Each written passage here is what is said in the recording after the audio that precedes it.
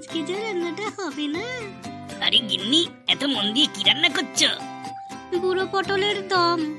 এসব ভুলভাল রান্না কোথা দিয়ে শিখেছো তুমি? কেন, ইউটিউব থেকে। ও দাদু, বাড়ি আছো? দরজা খোলো। কি চাই তোর? এই দুপুরবেলা কি করতে এসেছিস? আরে আমার ঠাম্মার সঙ্গে দরকার আছে। কি দরকার? ঠাম্মা আমাকে আসতে বলেছিল। ঠাম্মা কি একটা সুন্দর রান্না করবে, তাই খেতে এসেছি। ও ঠিক আছে, ঘরে আয়। তুই এসেছিস? হ্যাঁ ঠাম্মা, এসে গেছি। ঠিক আছে বস, আমি রান্নাটা করে আনি। ঠাম্মা, তুমি রান্নাটা কোথা থেকে শিখেছো গো? আরে ওই যে ইউটিউব থেকে। আমি যাই রে, আমার রান্নাটা পড়ে আছে, তাড়াতাড়ি করতে হবে। ও দাদু, ইউটিউবটা কে আবিষ্কার করলো জানো তুমি? হ্যাঁ জানি আমি। কি গো, আমি আবিষ্কার করেছি, হয়েছে? এত চটে যাচ্ছ কেন? তাহলে তুমি শোনো, আমি জানি।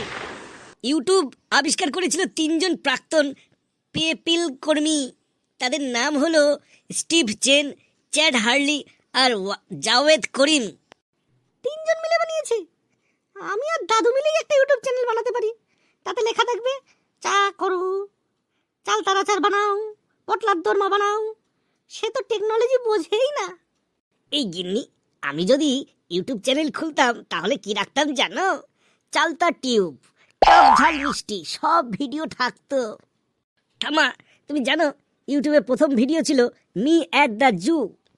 উফ, তাই নাকি? দাদুর ভিডিও হলে নাম হতো মি এট দ্য চায়ের দোকান।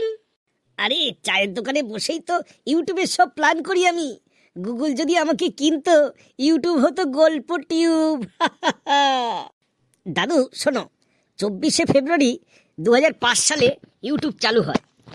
আর ইউটিউব পরে 2006 সালে গুগল প্রায় $1.65 বিলিয়ন দিয়ে ইউটিউবকে কিনে নেয়। ওই যে ইউটিউবে প্রথম ভিডিওটা ছেড়েছিল না, মি এট দ্য জু, ওটা কে ছেড়েছিল? ওটা 23শে এপ্রিল জাভেদ করিম আপলোড করেছিলেন। বন্ধুরা, তোমরা কিন্তু ইউটিউবকে একটা থ্যাঙ্কস দিও, কারণ ইউটিউবের মাধ্যমেই আমাদের ভিডিওগুলো তোমরা দেখো।